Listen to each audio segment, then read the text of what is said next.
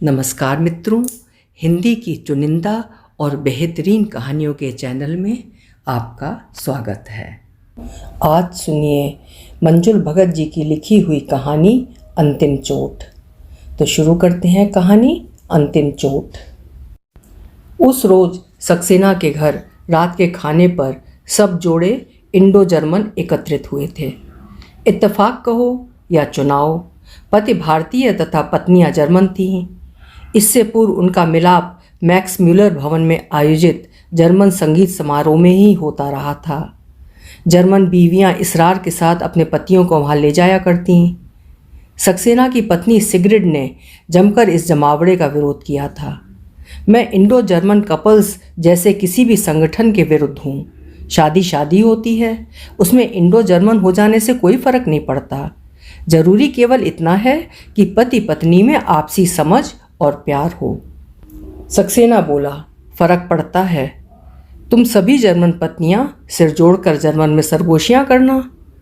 अपनी तरह की जर्मन में जिसमें तुम्हारी धरती की गंध हो, मुहावरे हों, तुम्हारा अपना विशिष्ट तंज और ह्यूमर हो। जर्मन तुम भी बोल सकते हो, आखिर 7 साल जर्मनी में रहकर पढ़े हो। हाँ, पर वो बोली कमाने गंवाने तक ही है, या तुम्हारे परिवार के साथ गपशप करने तक। तब फिर जर्मन जोड़ों को और कुछ हिंदुस्तानी जोड़ों को बुला लो। इंडो जर्मन विवाह पर जोर देकर हमारी शादी को सींग वाला बंदर क्यों साबित करते हो? शादी का पुच्छल्ला लगाकर शादी की नुमाइश क्यों करते हो? बहुत सतही संगठन होगा ये। क्यों? तुम्हारे जर्मनी में तो संगठनों की भरमार है। अगर 3 जन कैरम खेलने वाले मिल जाएं तो बस झटपट हो गया कायम एक कैरम बोर्ड एसोसिएशन। फिर मुझे अच्छा लगता है हिंदुस्तानी मर्दों के साथ मिल बैठना और हमें में कहकर हमारा मजाक उड़ाना अपने ठेठ गंवई ह्यूमर में। इस बार सक्सेना ने जरा चिढ़कर जवाब दिया, तुम लोग भी तो आज़ाद हो ऐसे बेमेल विवाह से उपजी परेशानियों को बांट लेने के लिए। सुनकर सिगरेट एकदम से छटपटा गई। कौन कहता है हमारी शादी बेमेल है? देवेश, मैंने इतना भरपूर इस शादी को दिया है, इतना खपाया है इसमें अपने प्यार और सरोकारों को, इतना ढाला है अपने आप को तुम्हारे तौर तरीकों में। क्या खाक ढाला है? लाल मिर्च के छौंक से तुम्हें लगातार छींकें आती चली जाती हैं, यहाँ तक कि फीवर तक हो जाता है। मुंह नाक सूज कर कुप्पा ही नहीं बहने भी लगते हैं। तौलिया नाक पर रख कर घर भर में घूमा करती हो। क्यों ना हक दोष देते हो? इसमें मैं क्या कर सकती हूँ भला? मेरे शरीर की प्रकृति ही ऐसी है। और अब भी तो तुम लगातार जर्मन बोले चली जा रही हो, जबकि तुम टीचर लगाकर 4 साल तक हिंदी सीखती रही हो। सिगरेट ने अब हथियार डाल दिए। बोली, बुला लो जिन्हें बुलाना हो, लेकिन ये सब तुम अपने लिए कर रहे हो, मेरे लिए नहीं। ये सच है कि सिगरेट सक्सेना के लिए बंद गले का कोट तक सिलना सीख गई है, पर स्वयं स्कर्ट ब्लाउज ही पहनती है क्योंकि उस पर वही फपता है। शुरू में उसने साड़ी पहनी भी थी, पर जहाँ वो अन्य जर्मन लड़कियों पर जचती उसे सिलबिल्ला फुअड़ सा बना देती। स्कर्ट ब्लाउज में उसका जिस्म कटा छटा घुमावदार और लुभावना दिखलाई पड़ता, नारीत्व से भरपूर और आकर्षक। वो पूरियां तल लेती थी पर पचा नहीं पाती थी, और लाल मिर्च की बुकनी सूंघते उसकी हालत पतली हो जाती। हिंदी बोलते समय वो कतई अटक जाती, लगता गाल में 4 अखरोट रखे हैं, सब ड ड ड हो जाता। नौकरों और दुकानदारों से अलबत्ता चला लेती।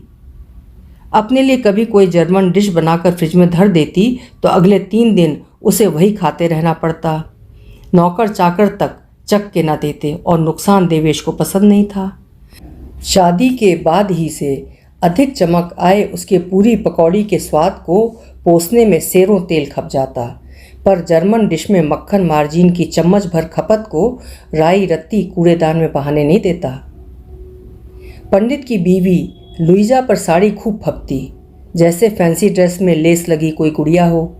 हालांकि ना ही उसके बाल काले थे ना आंखों की पुतलियाँ, फिर भी वो नन्ही सी बिंदिया लगाया करती। शाम तक देसी पहरावे, ठेठ ठाकों, सुपारीदान, अगरबत्ती, इलायची की डिब्बियों, पकौड़ियों की बैठक गमक रही थी। देवेश ने रानी रंग की लुंगी, सिल्क का कुर्ता और गले में सोने की चेन पहनी थी। वो इस लिबास में ढिशुंग ढिशुंग वाली बम्बैया फिल्म का मुक्का मार गर्दन तोड़ गुंडा सा लग रहा था। इन सब के बीच आसीन वो विशुद्ध जर्मन बियर और वाइन की शेखी बघार रहा था। हवाना के सिगार, फ्रांस की बेहतरीन वाइट चीज़ पेश करते समय वो फ़क्र महसूस कर रहा था। वो सब सुनकर सिगरेट के होठों पर एक वक्र मुस्कुराहट खेल गई। कुछ इसी प्रकार का फ़क्र वो तब भी महसूस करता था जब अपने ठेठ गंवाई प्रतिद्वंदी गुल्लू के सम्मुख वो अपनी जर्मन पत्नी को पेश करता। उस समय सिगरेट उसका स्टेटस सिंबल होती। तब वो बरेली के पास वाले अपने गांव को कतई याद न करता, जिसकी सकरी गलियों में वो राम छोरे और गुल्लू के साथ कंचे खेला करता। हम लोग तो हर दूसरे साल यूरोप जाते हैं, देवेश कह रहा था। मुझे लगता है जैसे हमें माँ गंगा का तीर भला लगता है, वैसे ही इन जर्मन बालाओं को पापा राहाइन, एक नदी, की लहरें गिनना अच्छा लगता है। सबने हूँ की। बियर की कई घूंट भरकर वो आगे बोला, पापा राहाइन ही क्यों, वहाँ के ऑटो वाहन पर 200 किलोमीटर फी घंटा की रफ्तार से दौड़ती प्रोशे गाड़ी और हाईवे के उस तरफ कस्बों गांव का खुला खुला प्राकृतिक दृश्य, तरतीबवार तराशे से सघन पेड़ों की सुथरी कतार, पीछे पर्वतमाला और सामने नीबुई हरी घास के चमकते मैदानों से सटी लाल मटियाली पगडंडियाँ।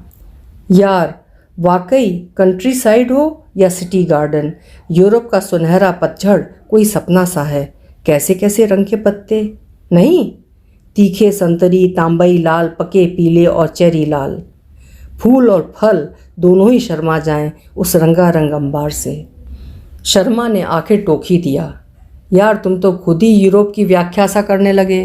तुम तो कह रहे थे ठेठ देसी बैठक जमाएंगे। नहीं यार, वैसे ही एक बात कह रहा था, इनका जर्मनी है भी तो 40% हरियाला जंगल। पंडित धोती कुर्ते में आया था, गले में जनेऊ था। क्या करूं देवेश यार, मैं तो लुइजा को आज तक अपने गांव नकुड़ नहीं ले जा सका, क्योंकि वहां सब मलेच्छ होने के नाते इनकी परछाई तक से दूर भागेंगे। इनके हाथ का पानी पीना तो दूर, कोई इन्हें घर के बर्तनों में पानी तक न पिलाएगा। मुझे ही इन्हें अलग चूल्हे पर पकाकर खिलाना होगा, फिर उन बर्तनों को आग पर तपाकर शुद्ध करना होगा। पंडित ने यह बात छिपा कर नहीं, जर्मन भाषा में कही थी और कहते समय उसके मुख पर कोई ग्लानि या दुख नहीं था। लुइजा ने शायद 100वीं बार ये बात सुनी थी। वो पंडित के घर की रीत कुरीत भली भांति समझने लगी थी। वो एक बार फिर से तिलमिला गई और सिगरेट से कह गई, ये लोग इतने कन्फ्यूज्ड क्यों हैं? वहाँ जर्मनी में पंडित बेहद कीमती और नया नफीस सूट पहनकर खूब खुश होता है, पुराने वाले सब चैरिटी में दे डालता है। बाहर जाते समय सूट पहनकर मुझसे कई बार पूछता है, मैं दुरुस्त लग रहा हूँ या नहीं, तुम्हारी निगाह में क्या खूबसूरत लग रहा हूँ, स्मार्ट लग रहा हूँ ना। वो पूरी तसल्ली करके ही बाहर निकलता और यहाँ आकर एकदम पंडित, चाहे बाकी लोग सूट बूट में ही क्यों ना हो। सिगरेट ने उत्तर दिया, कुछ तो वहाँ की बला की ठंड, दूसरे ये लोग दोनों देशों में ही मिसफिट महसूस करते हैं। वैसे भी औरत जल्दी एडजस्ट कर लेती है, क्योंकि उसे हर हाल में माँ बाप का घर छोड़ना होता है और पति को अपनाना। ये एक तरफ तो माँ की नाल से जुड़े हैं और दूसरी ओर बाजिद हैं कि हमें खूंटा तोड़ाकर उल्टी दिशा में दौड़ना है। शर्मा की पत्नी मारी पहले से ही कुछ रूठी थी, बोली, पर इन लोगों को विदेश से बीबी लाकर लौटने पर ही क्यों इतनी शिद्दत से भारतीयता सताती है? इतना जबरन क्यों ओढ़ लेना चाहते हैं हिंदुस्तानीपन को? सहज रहकर भी तो हिंदुस्तानी हुआ जा सकता है। एक लहर एथनिक पहरावे की चली है यहाँ पर, मेरे ख्याल से तो काफ़ी सतही चलन है। हिंदुस्तानी लड़कियाँ हमसे ज़्यादा ऊपरी तौर से इन लिबासों को पहनती हैं, जैसे किसी फैशन परेड में मैनेक्विन भर हूँ।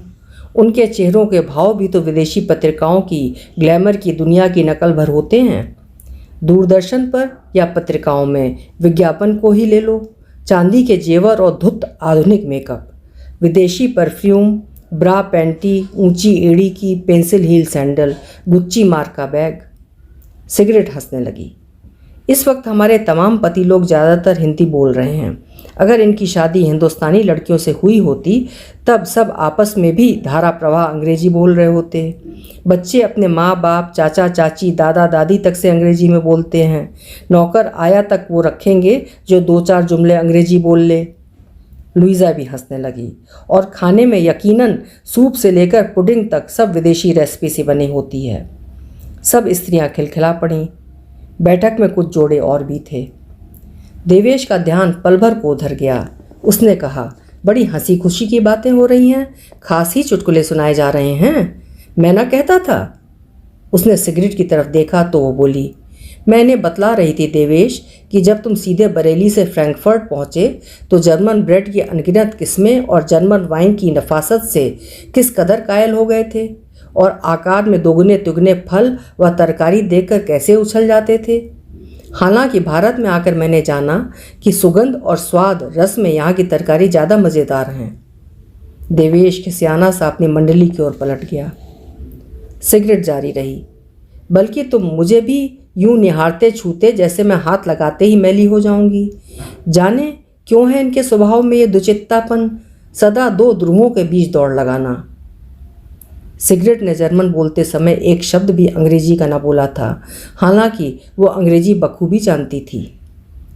लुइजा कह रही थी, पंडित कहता है उसके घर में सब दूध मलाई से गोरे हैं। मेरे गोरे होने ने उसे जरा न लुभाया था।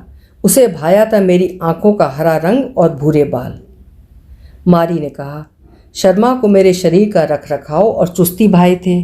वो कहता, तुम्हारे शरीर की लचक भरी चुस्ती और हर प्रकार का शारीरिक श्रम कर लेने की उमंग मुझे बहुत भाती है। उसके घर की औरतें सिर्फ घर ही का काम निपटाकर आंगन में चारपाई खींच धूप सेकती और बतियाती रहती हैं। हाथों में बुनने की सलाइयाँ चलाती, ये घंटों बैठी बस स्वेटर बुनती रहती और मुटाती जाती हैं। They are ladies of leisure, वो कहता। मेरा तुरंत फुरत में बाहर के सैकड़ों काम कराना, मोटर चलाना ही नहीं, वक्त बेवक्त उसका पहिया बदल डालना, घर में छोटी मोटी बिजली की मरम्मत, दीवारों की रंगाई पुताई कर लेना, ये सब उसे हैरत में डाल देता। लेकिन अब वो बिल्कुल बदल गया है। न प्रशंसा करता है न हैरान होता है। कहता है, तुम जर्मन लोग हमेशा जल्दी में क्यों रहते हो और जल्दी पहुँचते पहुँचते घंटा भर लेट हो जाते हो, क्योंकि तुम्हें गाड़ी पार्क करने की जगह ही नहीं मिलती। इसीलिए कहता हूँ, all that progress leads to inefficiency. तभी सब पति कोई जोशीला कार्यक्रम बनाने लगे। बीवियाँ एकाएक चुप हो गईं। लुइजा हिंदी समझ लेती थी, वो गौर से सुनने लगी। देवेश चहचहा रहा था, यार गांव की बहुत याद आ रही है। जन्माष्टमी आ रही है, दादी के हाथ की बनी पंजीरी और व्रत वाले भोजन की हुड़क उठ रही है। पंडित ने सुझाया, तो इसमें कठिनाई क्या है? अभी कल ही अखबार में पढ़ा था, हर तीसरे अच्छे 5 सितारा होटल में 65 रुपये में महाराज के हाथ का बना कृष्ण भोज प्राप्त हो सकेगा। भुनी हुई अरबी, कुट्टू के आटे की पूरी पकौड़ी, गोंद गोले की लौज, मखाने की खीर, चौलाई के लड्डू और फलों की चाट। मैं तो वहीं जाऊंगा। ना हो तो सब इकट्ठा चलने का प्रोग्राम बना डालें, कंपनी भी रहेगी, रौनक भी।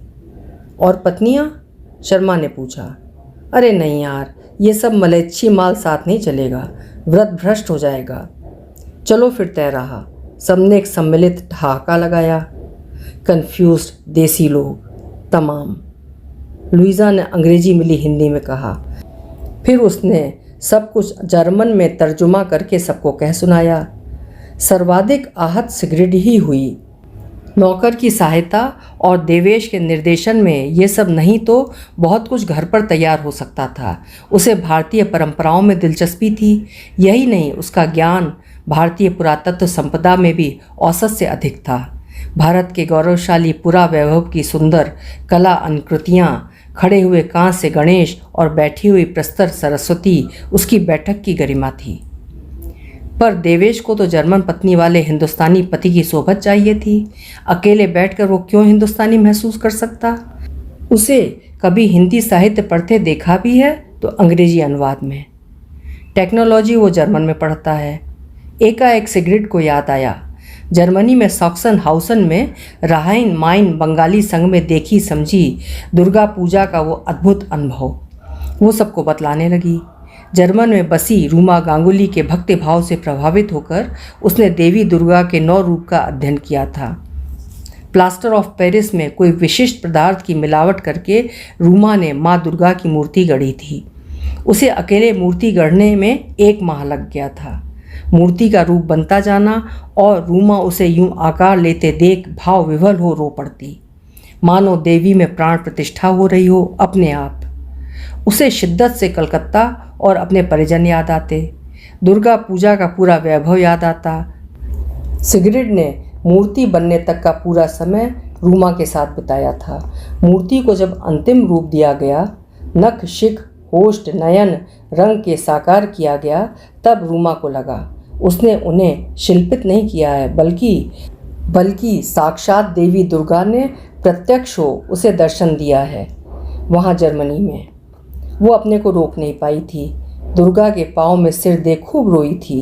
लाल झकझक रेशमी साड़ी गहने श्रृंगार में देवी का रूप झिलमिला उठा था। सिगरेट के मन का तार न जाने कैसे रूमा से ही नहीं देवी माँ से भी जुड़ गया था। अचानक उसे लगा वो पुनर्जन्म में विश्वास करती है और अगले जन्म में वो भारत में जन्म लेगी।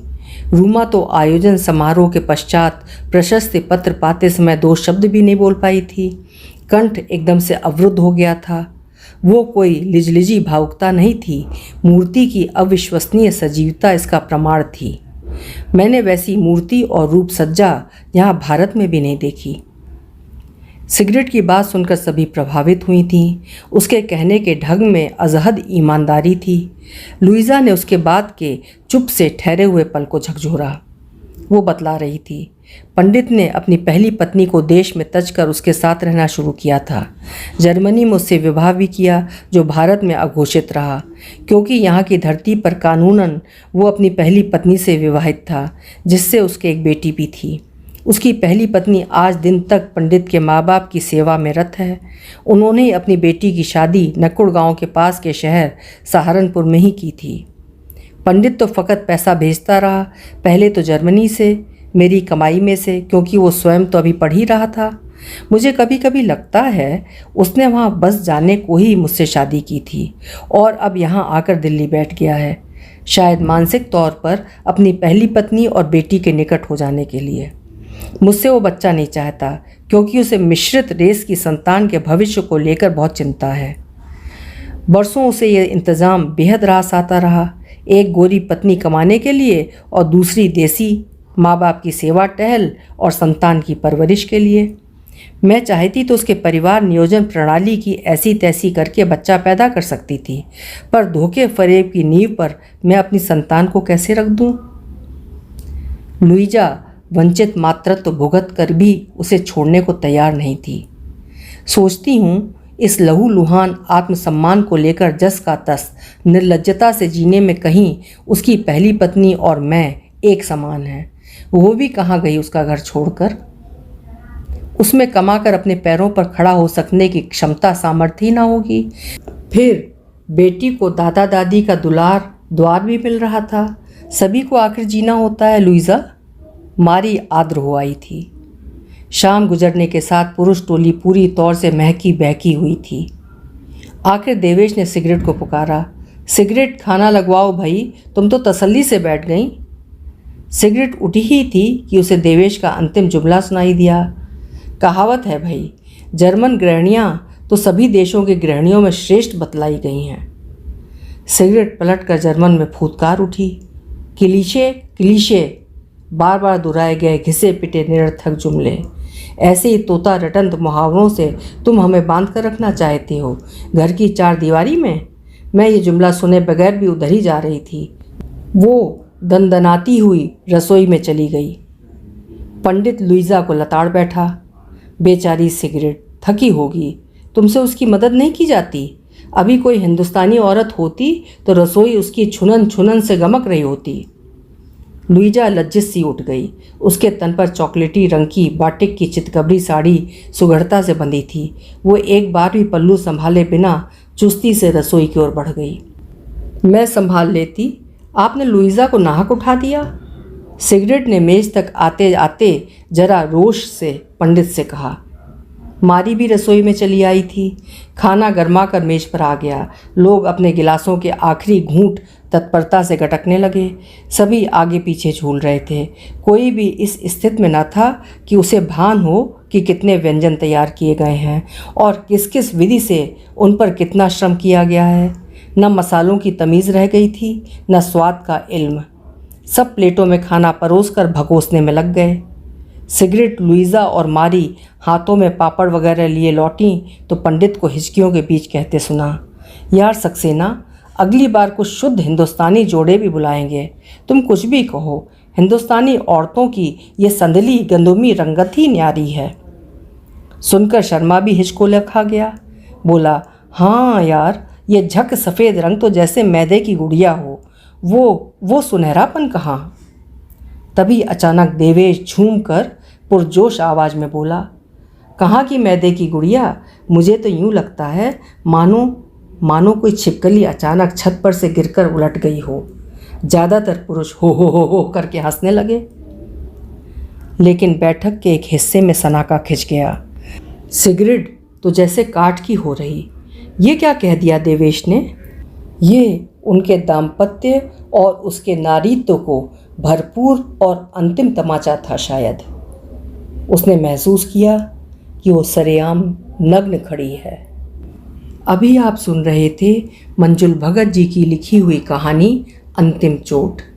कहानी आपको कैसी लगी मुझे कमेंट बॉक्स में ज़रूर लिखिएगा। फिर मिलेंगे इसी तरह किसी अच्छी कहानी के साथ। आपका समय शुभ हो, मंगलमय हो। कहानी सुनने के लिए बहुत बहुत धन्यवाद।